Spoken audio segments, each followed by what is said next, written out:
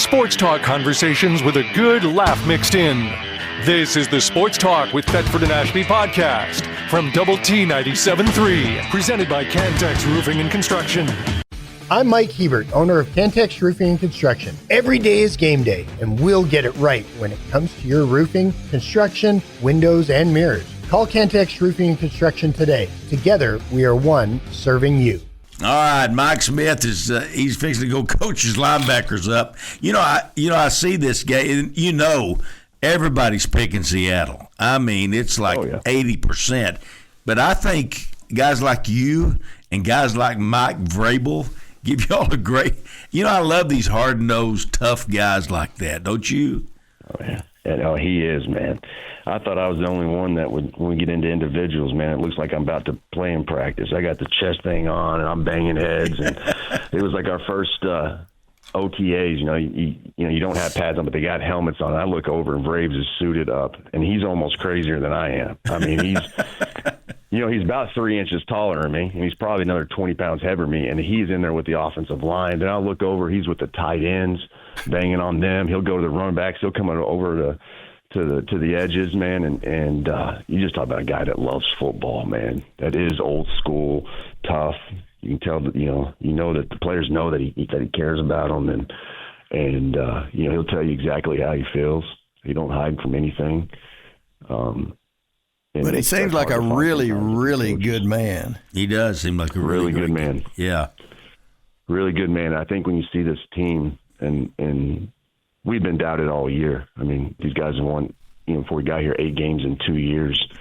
So it's kind of like every game we go into, they're like, oh, they're going to get, they're just luck. It's the schedule. It's this, it's that.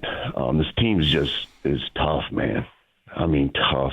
Bunch of tough guys. This defense is, a couple name guys. You got the Milton Williams and Gonzo, but besides that, it's a bunch of no names that would just strike and just fly around and hit you, and they don't give up. I'm telling you. And so it's been a fun team to be a part of. What y'all have done this year has been really impressive, because I don't think anybody was thinking this was going to happen with the New England Patriots. Young quarterback, and just playing lights out. I mean, it's just amazing what y'all have done.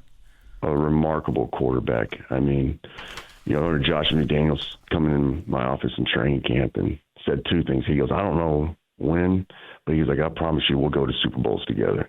And I didn't think it was going to be in the first year, but the other thing he said, he goes, this Drake May kid, I'm not saying he's Tom Brady right now or anything like that, but this kid is going to be special, man. Because when you look at college and these guys getting in the quarterback, and a lot of these young coaches now are bringing these college systems in here, and there's not a lot of QB checks and stuff. You just kind of, whatever the play is, they just run it. The days of the Aaron Rodgers and the Peyton Manning and the Bradys where they can get to the line and make the checks and see what they're in. And that's Josh is an old school coach, and early in training camp, they were struggling. He said, it's going to take time. But he's like, I'm not going to back down from it, and this kid's going to learn. So it was about, 4 or 5 games in, he comes to my office and he puts his play on. He said, look what Drake May just did. So he gets up, he changes the protection, he sees a look, he changes it, right? He gets back. He didn't recognize that they were disguising. Okay, so he gets up, changes it again, changes the play to what he wanted, what he saw, and scored a 70-yard touchdown. He said, Mike, there's only about 2 or 3 quarterbacks, maybe 2 in the NFL that can do that right now. And this kid's in his 2nd year. Man. He looks like a tight end when he walks in the room, and he can run. And he's got impressive. one, so it's just amazing to see a kid like that. And man, you talk about another guy that's just really a humble kid and comes from a good family, and it just all worked out. It's kind of like Mahomes. Do you ever run into Patrick? Like Do you ever run into him? I haven't in a while, but I did early on when I played him a couple times in Green Bay and once in Minnesota. Still reach out with Coach Reed and those guys and that staff, and they've reached out. A lot of people have reached out since going to the Super Bowl. But. Yeah. Well, I bet that's right. We reached out. Yeah, we did. I told Gary, I said, I'm going to text Mike. It's probably we can't get tech coaches hardly on when there's games going on. I said, Mike's probably way too busy, but we'll reach out anyway. And I appreciate you doing this. This is awesome. If you guys ever text that, I always do it, man. I love you guys. Well, love being on the show, man. You guys been doing it for a long time, and 17 years. 17 years. Can you believe it? Just local sports and just everything, Well, you mentioned that your family's an hour and a half away. I'm assuming you don't drive home every night. Do you sleep like in the locker room? What do you? Yeah, well, I do sleep at the facility. Yeah, it's funny you say that because I can only go, during the season. I only go home on Friday after practice, and so I get home around 4, and then we all go out and go usually get something to eat and play and spend time. Then I turn around and I wake up at around 3:30 and I drive back but yeah, during the week I sleep at the facility. Yeah, they end up. I mean, it's expensive. I got the house in Madison, and I was looking for like a little bedroom or apartment there in outright Boston, Foxborough, and it's like a 1-bedroom is like $4,000 a month. Whoa! And I said, you know what, forget that. So there's like a little back room at the facility, and there's a couple other coaches that will stay there as well. And there's about 6 beds back there, and it's about the size of a closet, one room. I sleep there. I wake up and go back to work, fall asleep, and go to work. But again, the sacrifices you make. Yeah. If I was going to design one of these facilities, I would design bedrooms, nice with kitchenettes and all that for the coaches. Because even if they don't go home most of the time, there's probably lots of times they don't want to go home. They want to stay up there and not drive, fight the traffic or anything. There is late hours. Yeah. Did the Vikings have, Gary and I walked through the Vikings place. Now, if they didn't have bedrooms, nobody does, because that was the most amazing. They'd be more like Isn't that a suites. beautiful place? That was unbelievable what it was. Unbelievable.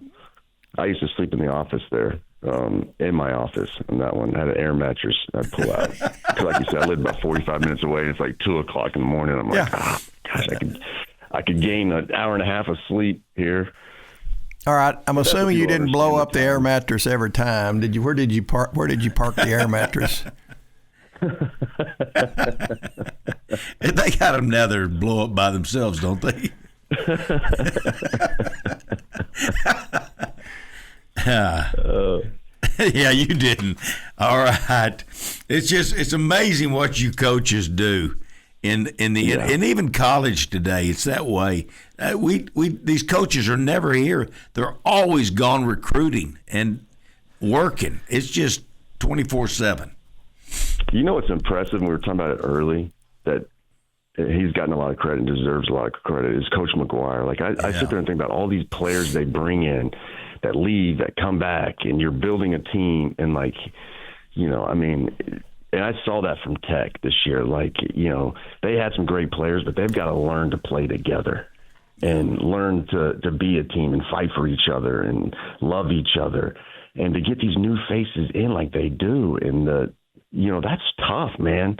It's tough. And again, it's a lot like the NFL. You're not going to have the same team. It's not like the old colleges. Those guys are there for 5 years, and it is what it is. And no, these guys can leave every 2 months or 3 months. And for Coach McGuire to build a team, and those guys to build a team, and then get them to play together, man, that takes a special coach. And Coach McGuire, you can see it. I love to watch Tech's interviews, and I love to watch the locker rooms after the game. I just love Tech, and to see him in front of the guys and how the guys look at him and respect him, and the love that you see is pretty special. I think he is very special. I think that's one of his greatest strengths is how he gets everybody together, Mike. And you're exactly right, because these guys that he's getting in here, these aren't just guys trying to make the team. They've been superstars wherever they've been. Absolutely. And you got to mold them all together, and he did that. It was amazing how they did it. It really was. It's amazing. Like you said, these are big-time players that are making money. Yeah. And that's the stuff that you deal with as an NFL coach. You get these guys in, they're highly talented. They make 10 times what you make.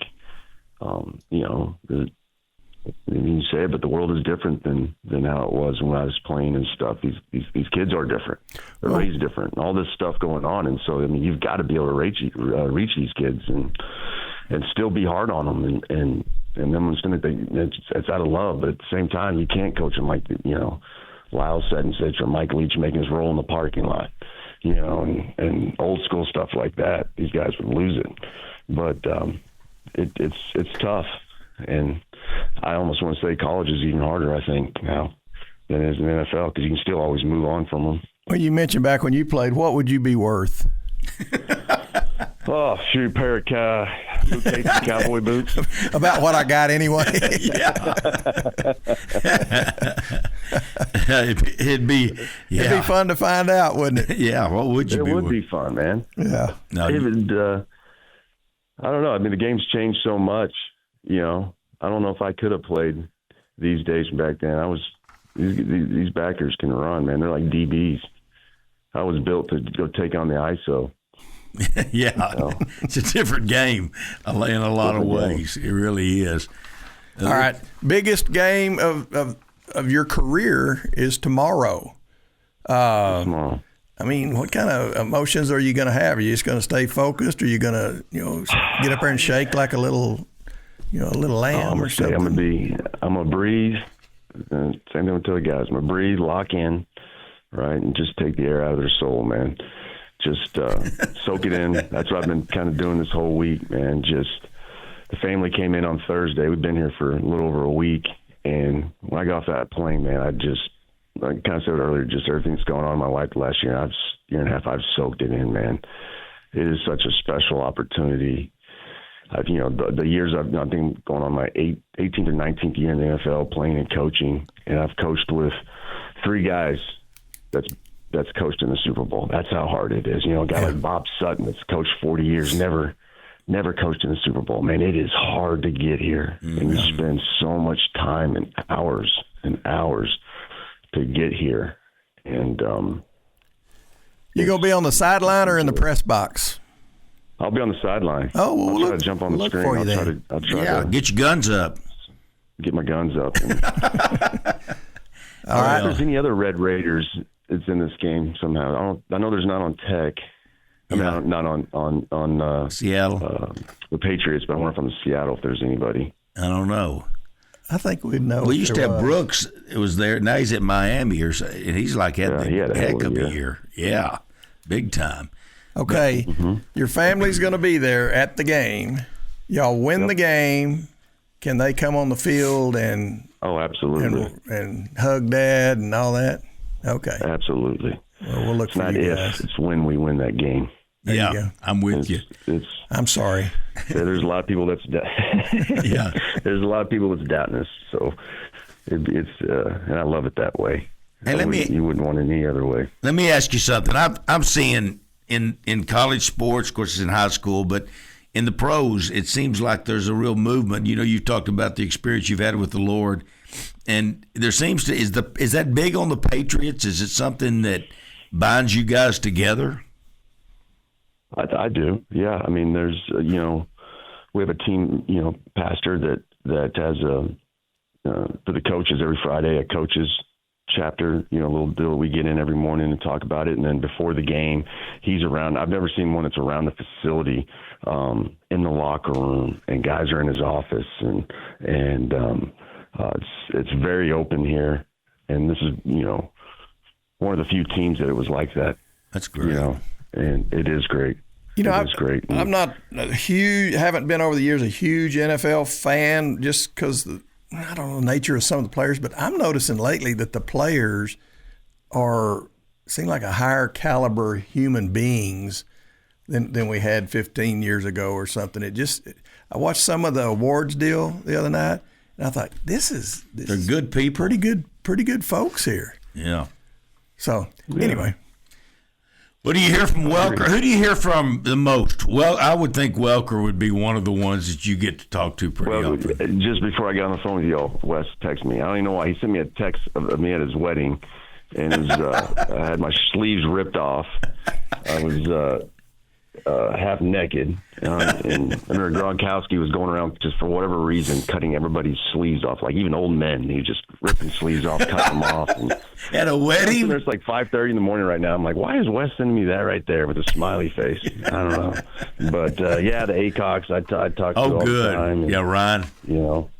Ryan. I text him every once in a while, just remind him that he's still soft. Well, he had those cornrows in his hair. What was wrong with him? I don't know. He got hit in the head too much. Yeah.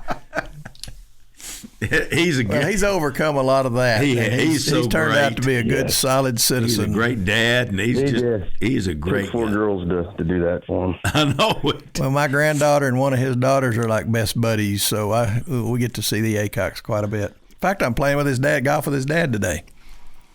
Oh, I bet you'll beat the hell out of Gary. Yeah. Ain't got any better. No, he's about like I me. love playing with Gary. It'd take about 2 holes. You can get in his head, and the ball starts shanking left and right. And I know. Well, and then throwing the club. Say he's going to quit and go fishing. Yeah, that's what he said. Every time I'm quitting. That's why I fish. That's why I fish.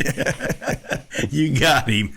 Isn't it fun to have those? You know, all this pro stuff. Oh, it's all great. But those high school, those kids you grew up with, those guys, they're forever. They are forever, man.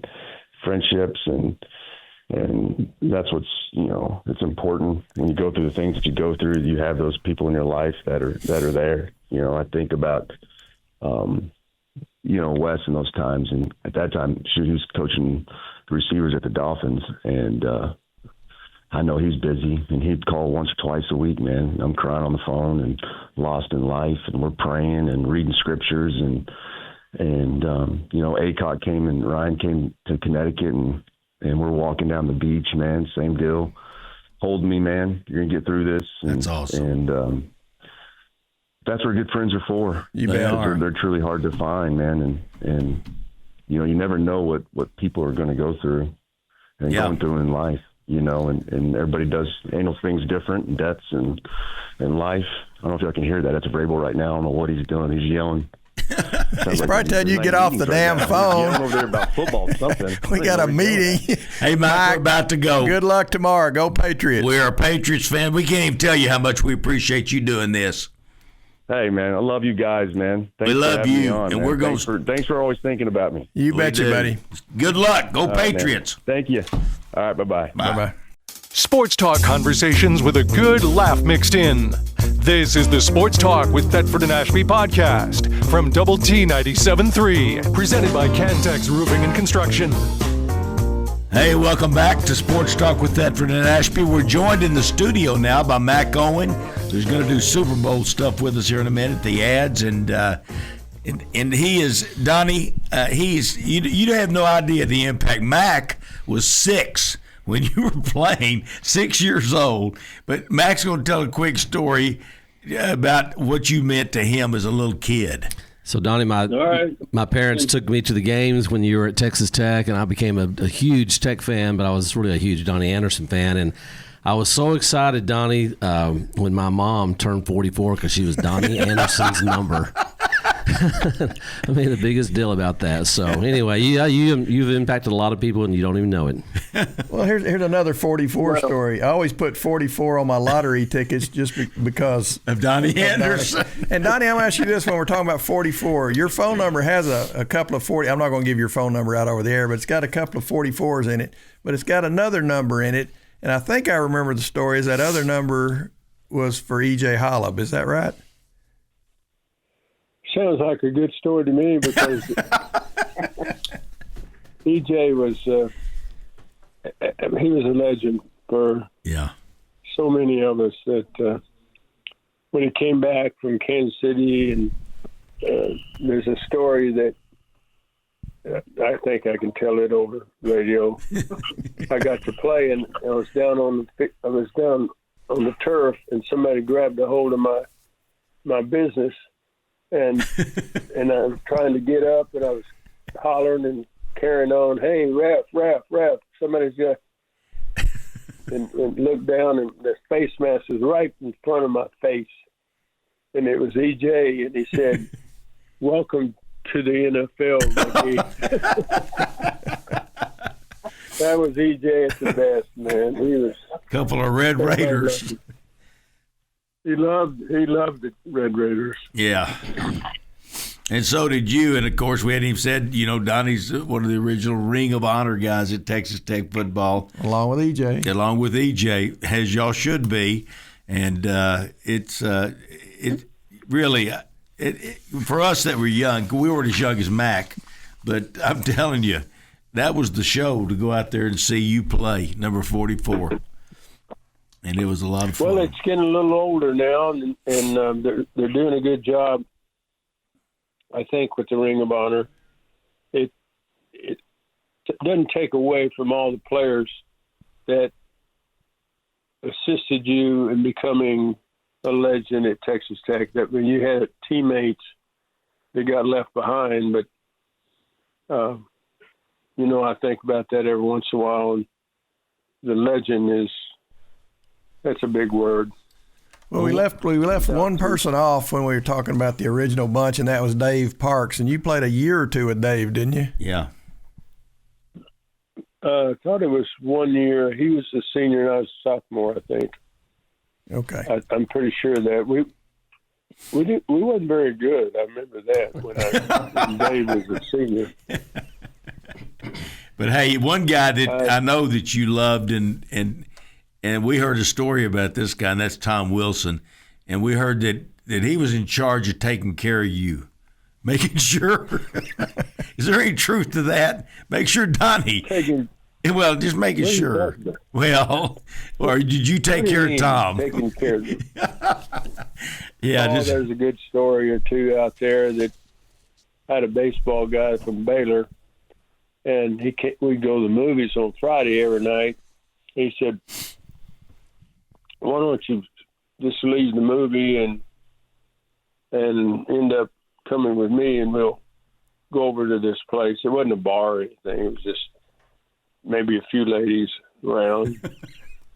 So they counted heads after the movie, and this coach, he couldn't find me, couldn't count me in. I'd already gone back to the dorm. Back to the hotel. And so he went in and told John Conley. And Conley, became really good friends with John after I was in my career with Green Bay, and he told the story that a coach, I wish I could remember his name, he went in and sat down and he said, when I counted heads at the movie, when we get out of the movie and got on the bus, Anderson wasn't there. And he said, I'm going to go down. I guess I've got to tell J.T. King. They tell him that he was not there, not countable. And Connie said, sit down there just a minute. He said, now, you go tell J.T. King. J.T. King's got to suspend Anderson. Anderson doesn't play against Baylor. And next thing you know, we lose. Now, how smart are you? Do you want to do that, or do you want to let that pass and just go on about your business and get in bed and go to sleep and forget about it? And Coach Conley said, what do you think? He said, I think I'm going to go to bed. He said, I think I'm not going to go tell J.T. King that Anderson wasn't on the bus.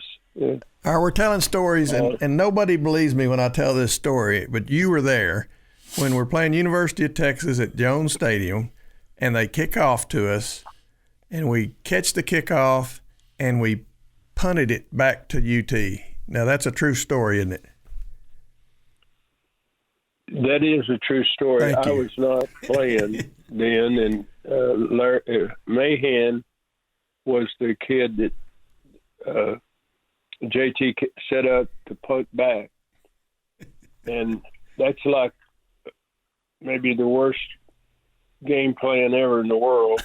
It's kind of like trading your number one quarterback for a number 3 quarterback. I mean, it was awful.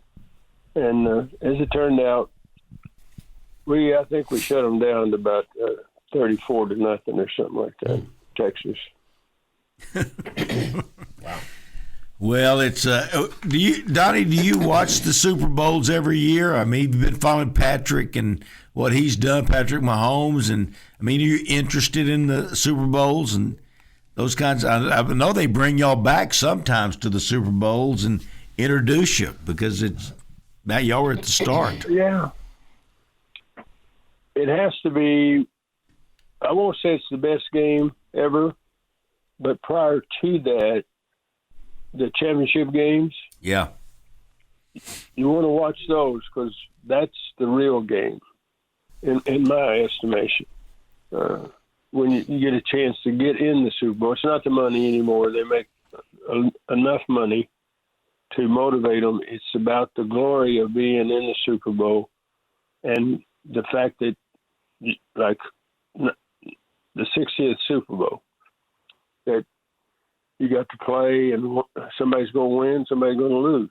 So, and you get that big old massive ring that everybody wants to wear. Now they can't wear them because they're trophy rings. Now you put them, if you got enough of them, I only have 2, but I say only because 1 and 2, I guess being a hog about it. Yeah. 1 and 2 are pretty good rings, but they're not like the Super Bowl rings of today. They have little, I guess you call them a trophy mat that you put on the wall, and you might have 2-3 thumbs. Like Tom Brady, he's probably got 3 walls. Yeah. And he can hang it on the wall. Nobody wants to wear them, I don't think. Some of them do, but it's a great honor to know that you played in the Super Bowl, and people don't recall that. I don't think people recall that Super Bowl who played in 15. Yeah. I don't know. But I can remember the first 7 or 8 or 9. Yeah. And, we had Mike Smith on earlier, who's coaching with the Patriots now, former Red Raider.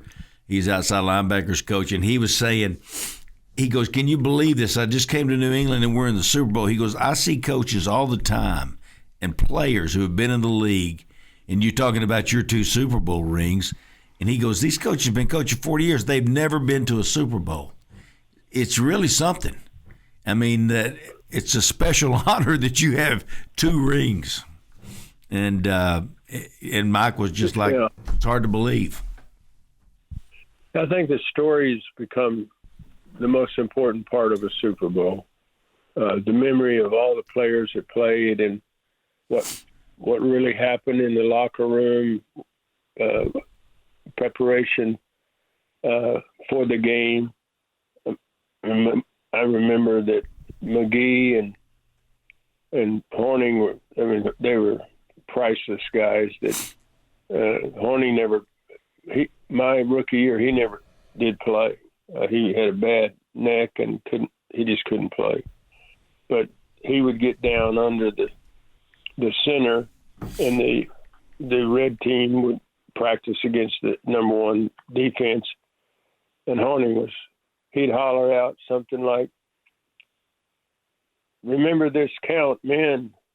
And he's under the center, and Lombardi's listening, right? And Lombardi he couldn't hear people well, and he couldn't see very well. So he'd always have to look to somebody left and right and figure out what was going on. And he'd say, what's Horning saying? And all these rookies like myself, and I'd say, Coach, I didn't hear him. I don't know what he said. He said, well, get your butt in the game. He said, this is the biggest game we're going to play all year, and you're not even listening. Well, I wasn't going to repeat what Horning said. He'd say something like, be alert, be alert. It's an audible, be alert. Girls out tonight at 2:30, be alert. Well, you couldn't tell Lombardi that stuff.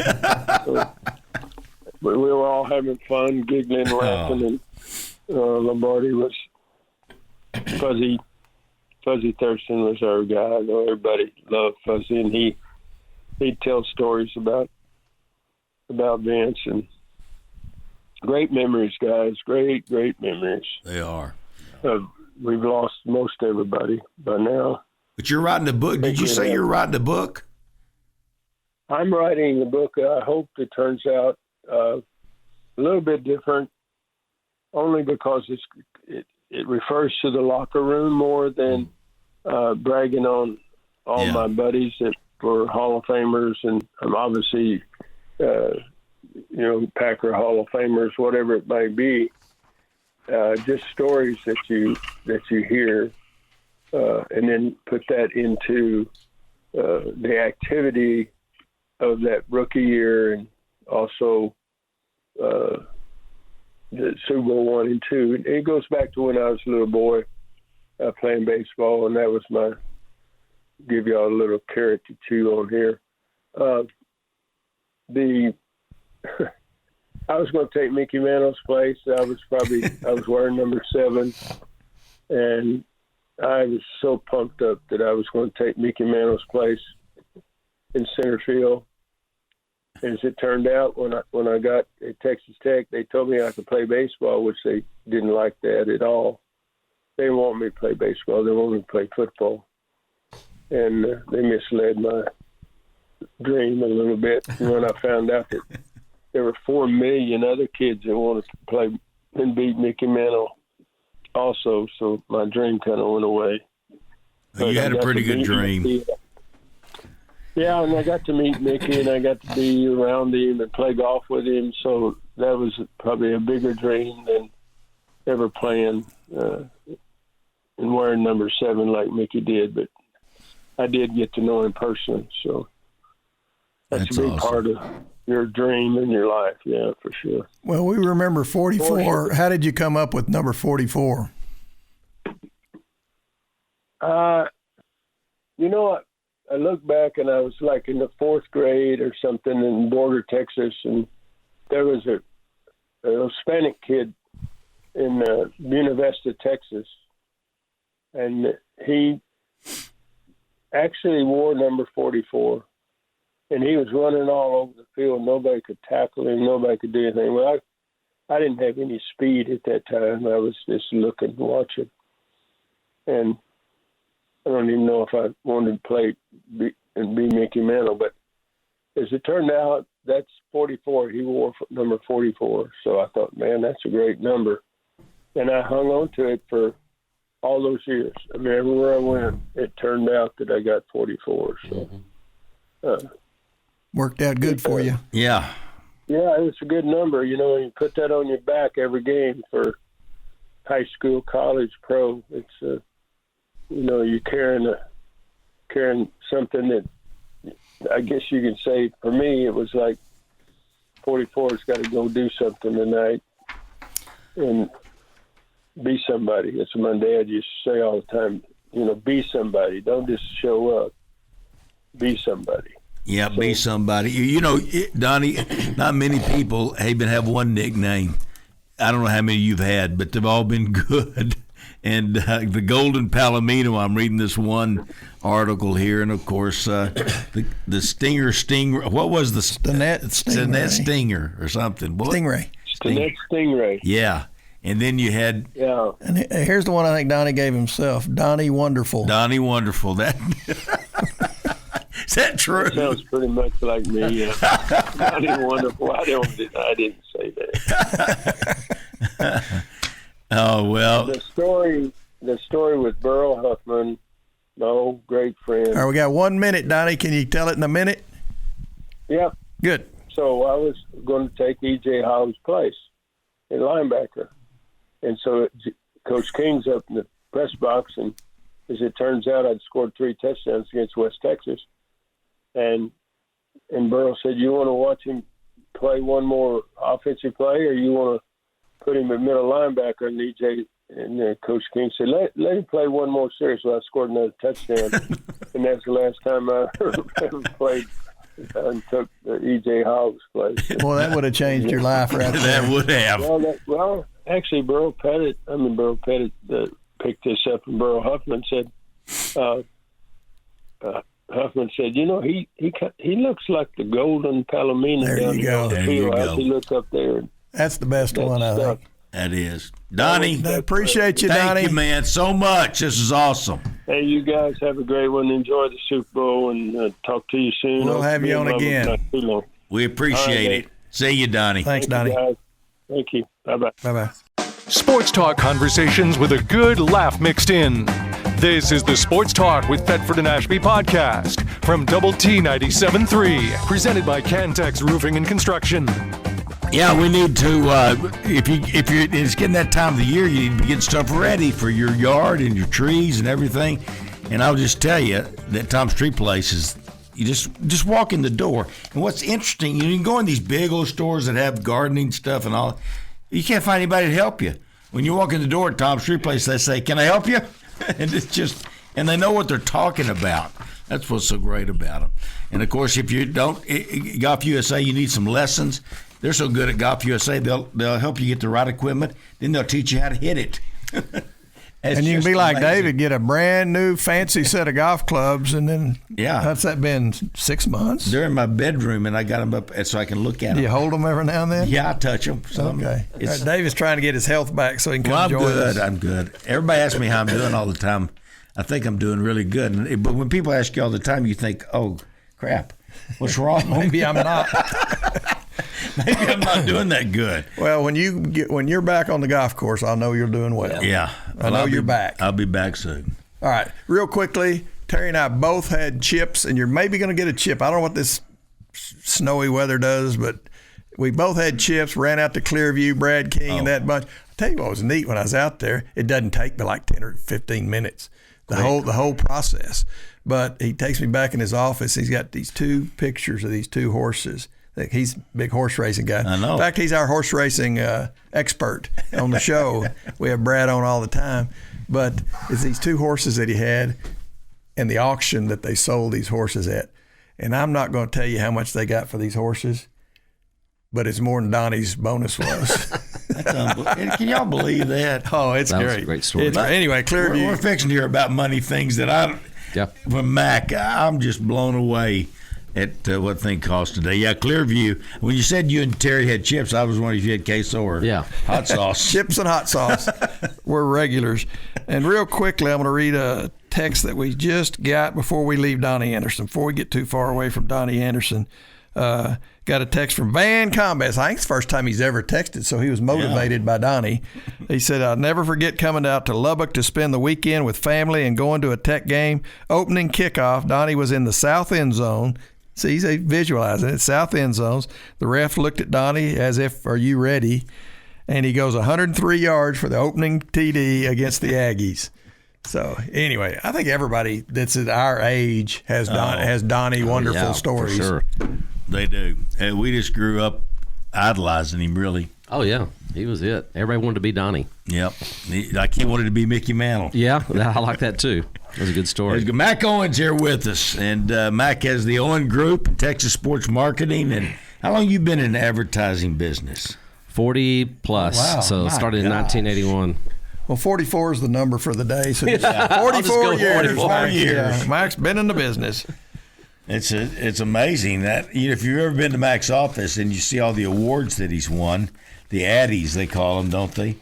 Addies, Tellies. There's multiple different things there, and represent some of the biggest companies through the years, and still doing it today here in Lubbock, Texas, and many of our sponsors you represent. Yeah, and brought some to you, Tom's Tree Place. Yeah, we brought to. How many years do you think you've been doing our Super Bowl? It's been a while, guys. I would say 10 for sure. Yeah, it's fun. Maybe longer. Well, we enjoy having you on, and I watched a few of them last night, and I wasn't blown away, but I wasn't in all that great a mood last night, so maybe.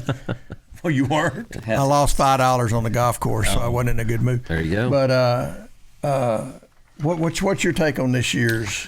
Well, it's funny you say that because I thought the last couple of years were a little weak, and I thought this year was better than the last couple of years. But again, I watched 37 spots. There are about 57 in the game, so there's still several they haven't released yet. Some of them will not release early, like Doritos. I don't believe releases early. Some of those, they'll just hold on until the game. Let me read you something, Mac. If you want eyeballs, you do, and ears, you seem like you'd release them early. I know. Yeah. So the more the merrier. Especially with what they cost. And during a Super Bowl, sometimes you get distracted. Well, sure. If you're at a Super Bowl party or if you're in a bar and it's so loud or whatever, sometimes. So I would definitely do it beforehand. But listen to this. Nielsen ran a study a few years back that said 51% of people report that they're more interested in watching for the commercials. Well, and this year is probably a good year, at least if you live in Lubbock. Because like y'all said earlier with Mike Smith, there's not a lot of feeling either way about this particular Super Bowl with Seattle and New England. And so Mike Smith's a great reason to root for New England, but I think that's the problem this year. We don't have a real interest in it. We don't have the Chiefs or the Cowboys, people like that. So people might pay more attention to the commercials this year at their parties or less. I don't know. We, at my house, we stop when the commercials come on, and then we talk during the game. Yeah. I would imagine that's true. He said he said this year it's really over the top with humor in the commercials. Did you agree with that? There are some funny ones, but there's some spots that are really that really touch you. The emotional appeal, which you got to have one or the other. You got to have an emotional appeal or humor if you're really going to succeed. And there are a couple that I think are just really effective at what they're selling. Yeah. The eyeglasses. What's the clown on that? The Oakley sunglasses that talk to you, and you can tell your sunglasses to shoot video, and it's got like a search engine built in. Right? Like Patrick Mahomes wears them. It's a really effective commercial as far as telling you what these sunglasses do. Is that a good thing to have? It was just more technology, more AI, more things like that going on. It's unbelievable. Yeah, it's a strange world. I watched the Budweiser Clydesdale. Mm-hmm. I watched that already. And I watched the new one with Pepsi and the polar bears. That's a really good one. Yeah, that's on my top 10. All right, well, Weren't you glad that horse didn't step on that little bitty baby when he was little? That would have changed that entire commercial. Bad commercial. Yeah. Would have been bad. Yeah, okay, all right. You ought to do that. That'd be... All right, what are your favorites, Mack? Well, this year are the ones that I watched about 37. The ones that stood out to me that I think you should watch for. We'll just talk about a couple. Budweiser was at the top of my list. These are not in order, by the way, guys. But the new horse and the bald eagle and all that. That's a really interesting. It's a great commercial series they've done over the years. I mean, I think they started in the Super Bowl 20-something years ago. They were talking about. They've been around a long time with those. And they've been good for a long time. And they're always good. Yeah, they do a good job. And then Bud Light on the side of that, they tend to be really funny, where Budweisers tend to be a little more heartfelt. This year's Bud Light spot features Peyton Manning and Post Malone, and they have a keg of beer for everybody, and then the keg of beer falls down like a cliff. And it's kind of like Princess Bride. They all go running down the cliff to catch it. So I thought that was pretty funny. I like the Uber Eats campaign. Now this is not new. It's been going on now 3 years with Matthew McConaughey, and how everything about NFL is about food, and they just continue that series. I can't believe they keep finding things that have food references, but that's a really fun one. There's a spot. Real quick. Yeah, go ahead. Because you said Bud Light a second ago, and Bud Light has a commercial, and they air it a lot. And it's basically 100% UT. It's the UT. Yes. And then there's a insurance company. I'm not going to say their name, but they're 100% UT. And I can't get past that because it makes me say, I will probably never drink a Bud Light the rest of my life. Now, I'm glad they have a cute commercial, and I'll laugh at it and all that. But what do you think, as an advertising guy, about picking a school? And I know that is a popular school, and the people that like UT are UT people like UT. But non-UT people, I think a lot of them have my sentiment and don't like them and are just turned off by the... Honestly, Gary, I think if you're a UT fan or alum, I don't think you would like it either. The insurance commercial, to me, almost makes fun of UT. The way the guys hook them right at the end. So if I was a UT fan or alum, I wouldn't appreciate that commercial, even though you're getting a lot of free publicity. Okay. And they're doing it with a couple other schools. I think Michigan's involved in that campaign, maybe a couple others, but I agree with you. It does put you off. For a national brand. Yeah. To pick now, one if you want to show that school down in Austin or South Texas, but I'd say let's don't run that in Lubbock, Texas. I agree. Okay. All but right. they do. It was national, so it's not actually running in Lubbock. It's a national spot, but which makes it even worse. Yeah, but they run it a lot now. I guess now that football's over, we won't see it as much. God, I hope, because I think they have switched to some other sport, basketball maybe, something like that. What's another? Well, you mentioned Pepsi. That's this the thing about this campaign that I really like. It goes back to the old days of the Coke versus Pepsi taste testing, they had blind taste. They did; those were great campaigns, and it's fun to see them bring the Coke polar bear into the mix with the taste testing, and the polar bear is all upset because he chose Pepsi, and he goes to see a psychiatrist and all these things. It's really funny. Is there not like an infringement right there that the polar bears are Coke, or can you just say, hey, polar bears are polar bears, and these are completely different polar bears? Well, you don't see a Coca-Cola can anywhere, I don't believe, but you know who they're talking about. They do have a red can, so they don't put the Coke logo on there. Okay. There's a spot for Lay's potato chips, which last year was the number one most highest rated spot was for Lay's potato chips. This year it's called Last Harvest, and it's about a man that's getting old. He's retiring, so he turns over the potato farm to his daughter, and they kind of reminisce about that. So it's a really touchy-feely spot, really good spot. Well, on potato chips, I saw one that was it might have been Pringles. There's a Pringle spot. Pringle Boy or something, and it's a little man made out of potato chips. Yeah, so I had that. It's not on my top 10. In fact, it's on one of my. It's way down. So it's Sabrina Carpenter is in that spot. But you know what? We remembered it. Yeah. Pringle Boy or Pringle. It's called Pringle. Well, she wants a man, so she builds a man out of potato chips. Sort of sad, isn't it? Yeah, it's really sad. She wants a potato chip man. But who does it? Because she could get her own man. Sabrina Carpenter is the star. She could get her own man. Yeah. She'd have to build her own man. I think so. There's a spot, the brand you're not going to know. It's called Novartis. It's a pharmaceutical. But the name of the commercial is Relax Your Tight End. You were talking about UTIs earlier. So this is about prostate cancer testing and screening and how you can do it through a blood test. So you don't have to have the finger anymore for men. Oh, good. So it's in the way they do it, they have all these NFL tight ends in the commercial. So it's just a great story. It's very effective. I think it does a good job educating men on the fact they can go to get a blood test. I know this because I had prostate cancer, so I know how you can find out. I think it's a really effective way to do that. How are you doing? That was 15 years ago. I'm fine. Okay, thank you. You don't look good, so I was wondering. Are you going to be okay? We're glad you made it in this morning. That's how you feel when people keep asking you, how you doing? I agree, David. I would start questioning people, I think. But no, I'm doing good. There's a spot for Rocket Mortgage, and it features Lady Gaga. I don't know if you're a fan or not. I happen to like her.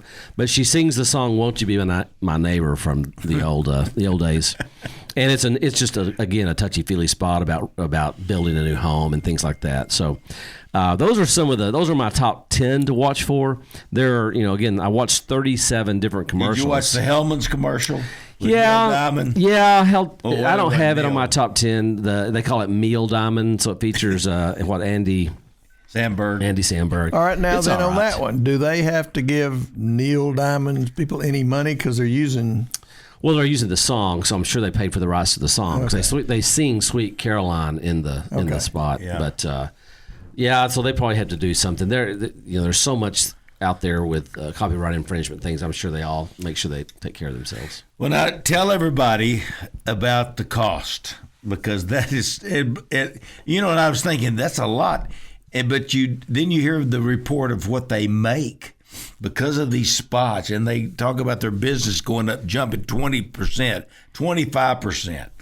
Well, there's two sides to that story, David, because for every client, every business that does really, really well, there are those that don't, that spend. Yeah.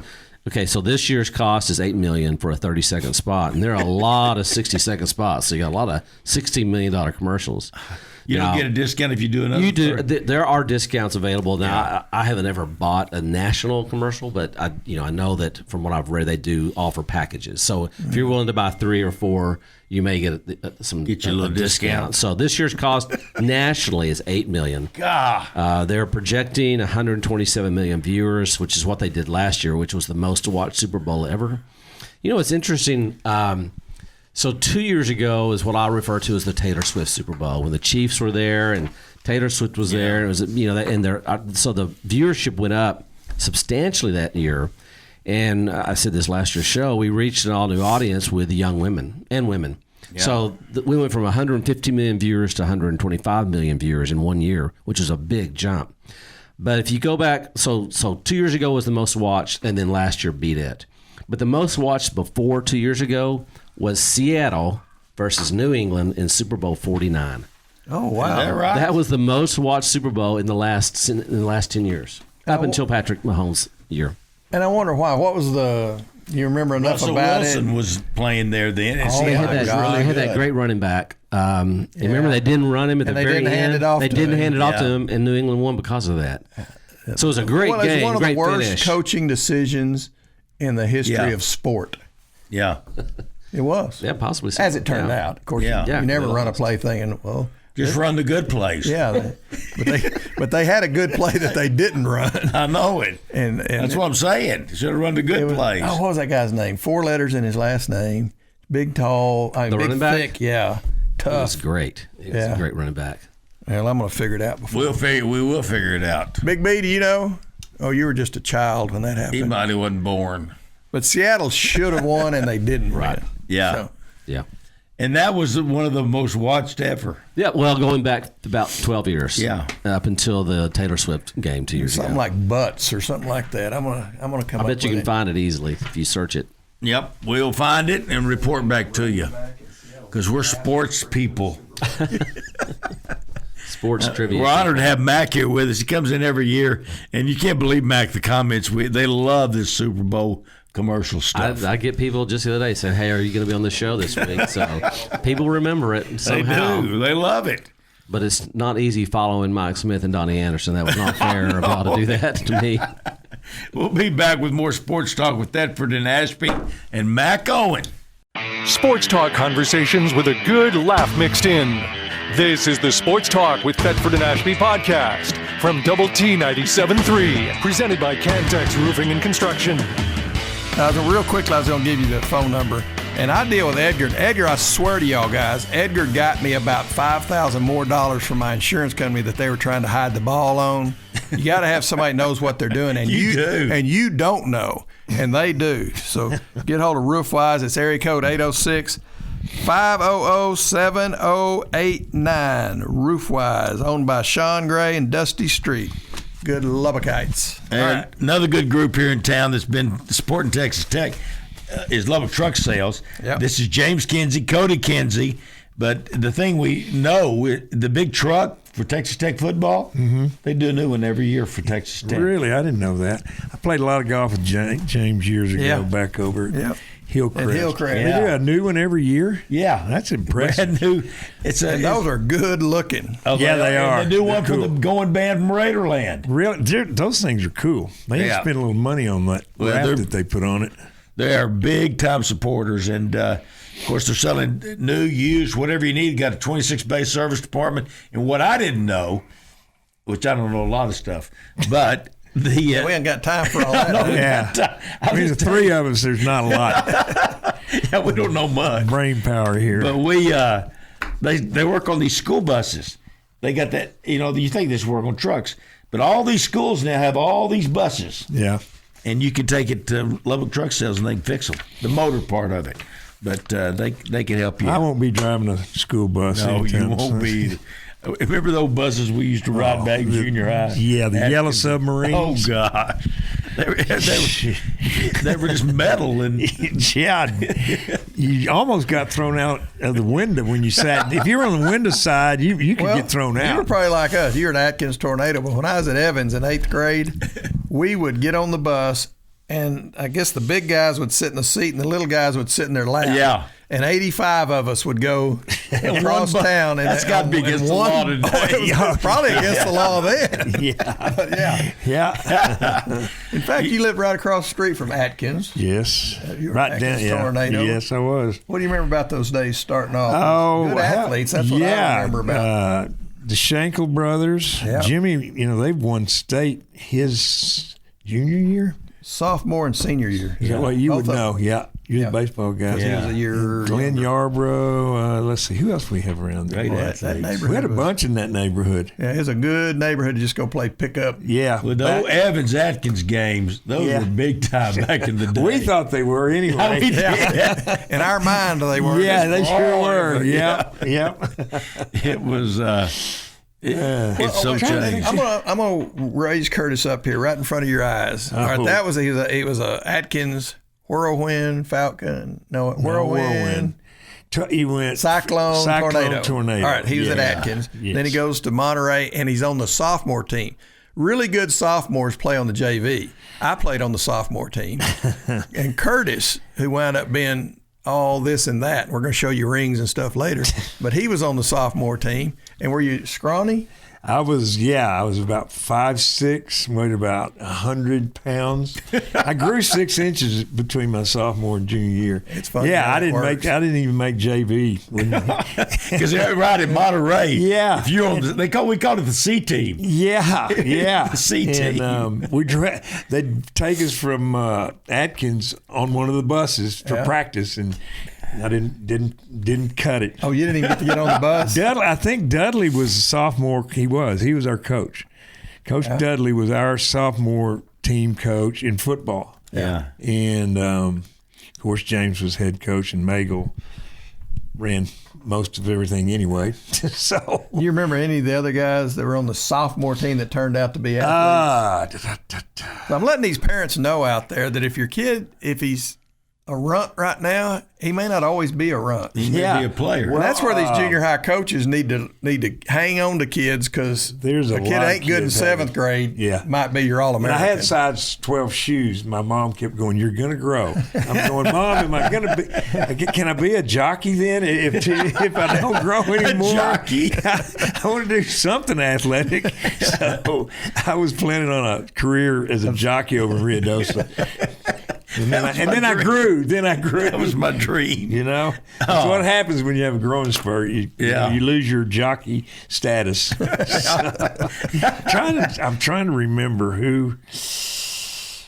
I can't. Ricky Wardrop was our quarterback on the sophomore team. Yeah. I'm trying to remember. I'll think if there's one or two. Michael Jordan didn't even make his sophomore year. He was on JV. He was. He couldn't make his high school basketball team. And I think it was the same thing. He was about 6'1" or 2", and then yeah. Well, I mean, that's your story, kind of. Yeah. I mean, you were like, I was Curtis little. Jordan. We probably never hear from him again. I was fast. I could get out of the way. That was the best. That was the thing I had. I could get out of the way.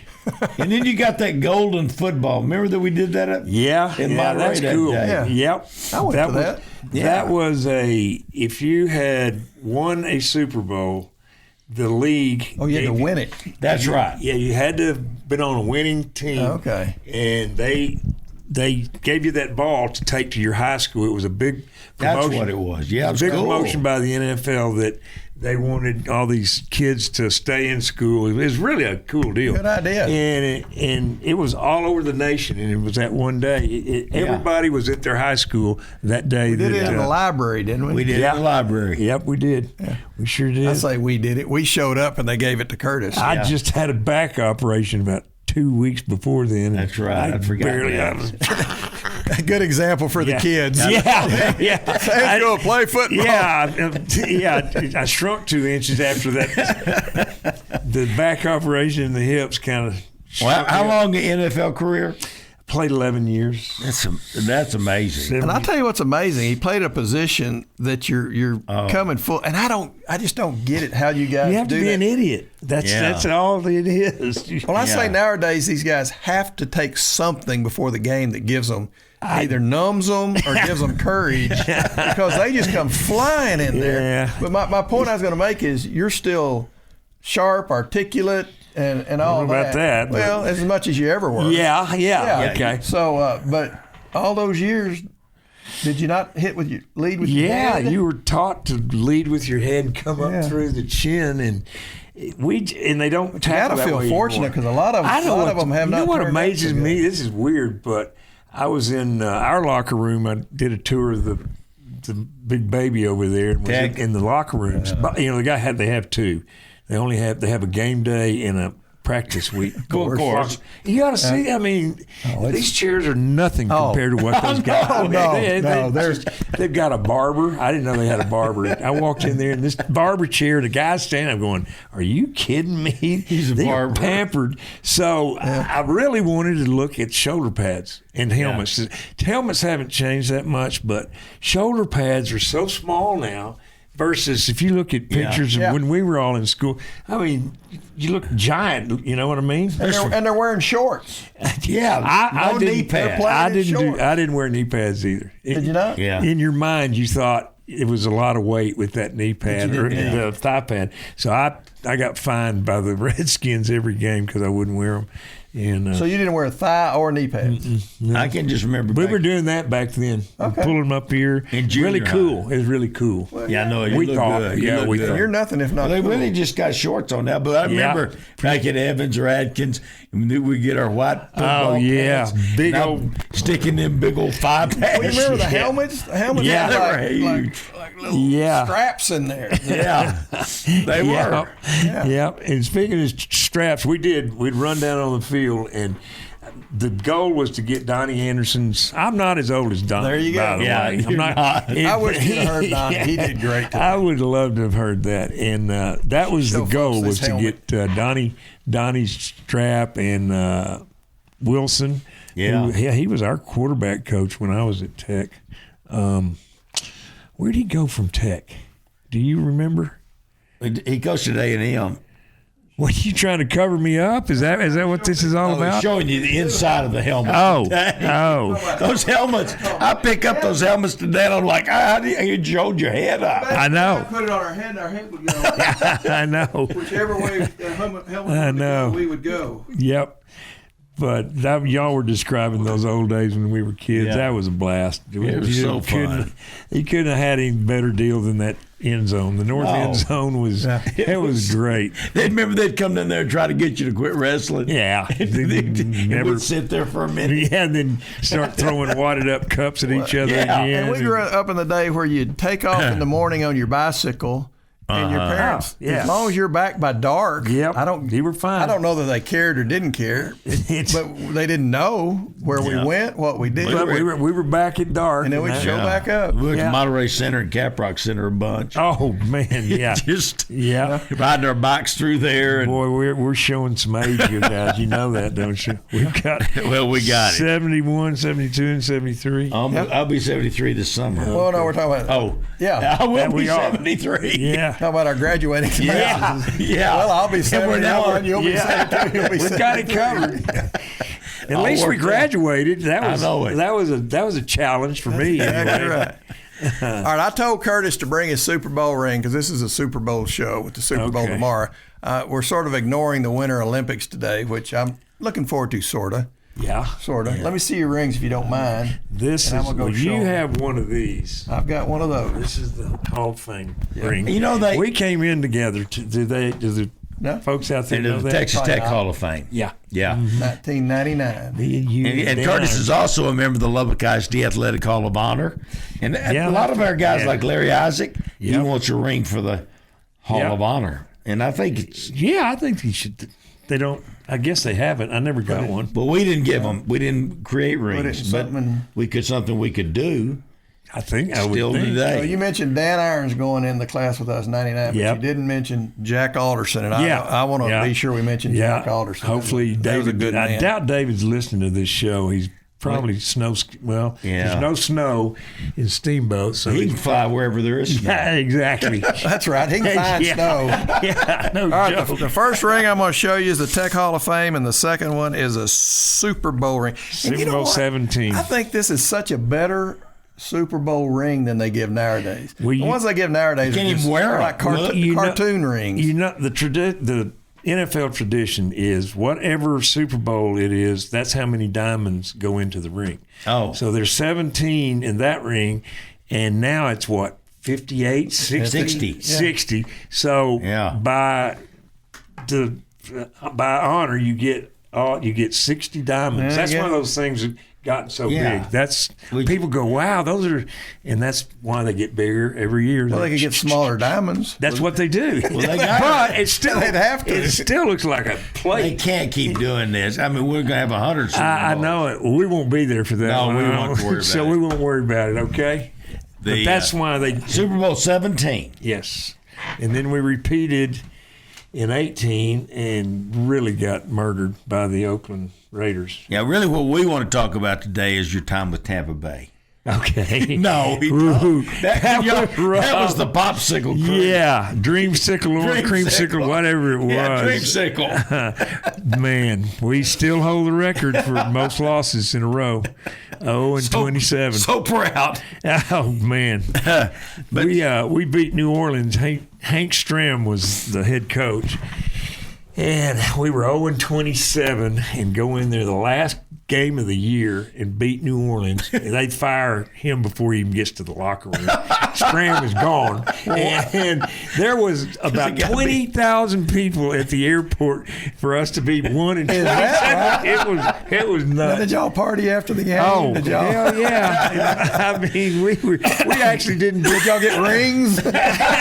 Well, we didn't get beer thrown at us when we walked in a restaurant. Had one diamond in it. Yeah. Hey, here's my point on this ring. You can wear this Let ring. me say this. You can't wear those Super Bowl rings. Yeah, These are Well, good I think looking, that's what Donny classy. somebody was saying. Donnie's- They're like wall. They're just. He only has. Have you seen his Yeah, ring? he's got two. Yeah, he's got two. You get a loser's ring. When Oakland beat us, we did get. You get the. Well, we were the NFC, so we got an NFC championship. God, this ring. is so cool. It's good looking as that. Donnie's were probably. Man, they were first. Yeah. First, second, third. He won the first one. Well, then he had one diamond in his ring. 1983. That is so cool. Yeah, it was the '82 Super Bowl, but you played it in '83. And that's back when gold was like $30 an ounce. Yeah, $35 I never really an looked ounce. at it like I was going to pawn this thing. No, but nowadays gold is like That'd be worth a lot today. I doubt it. Yeah. When I got it insured. Now, who was the quarterback? Theismann? Yes. Theismann. Wait, I wanted to hear that. We had Riggins. Finish that thought. You insured that for how much? Do what? I had this. I had to have it appraised. Yeah. For coverage, it was $12,000. I went, that's all this thing is worth. When was that? Just a year ago, 2 years ago. No, it wasn't long ago. But it's mine. Joe Theismann's probably worth a hell of a lot more than this one is. Riggins has got I bet his will go for a lot more money too in an auction. And Riggins was your running back. Yes. He was a tank, wasn't he? Yeah. You know what? He ran on the sprint relay team at Kansas. Oh, good guy. That's amazing. Because when I got traded, I would run afterwards. I'd do some extra sprint sets, and he did the same thing. And I thought he was like y'all think. Big. I didn't think he was going to be that quick. And I mean, he stayed with me, and I'd pick it up a little bit, and I said, man, you're a lot faster than I thought you were. And he goes, well, I ran on the sprint relay team at Kansas. And he's 6'2", 230. I mean, he was. Whoa. He was, and I lockered next to him for 5 years. So, and he's as goofy as you think he is, by the way. He's a really good guy, real sharp guy, too. Is he still alive? Yeah. Yeah, he's got a TV show in D.C. and a radio show during the season. So he covers the Redskins. That's cool. Have you ever been on his show?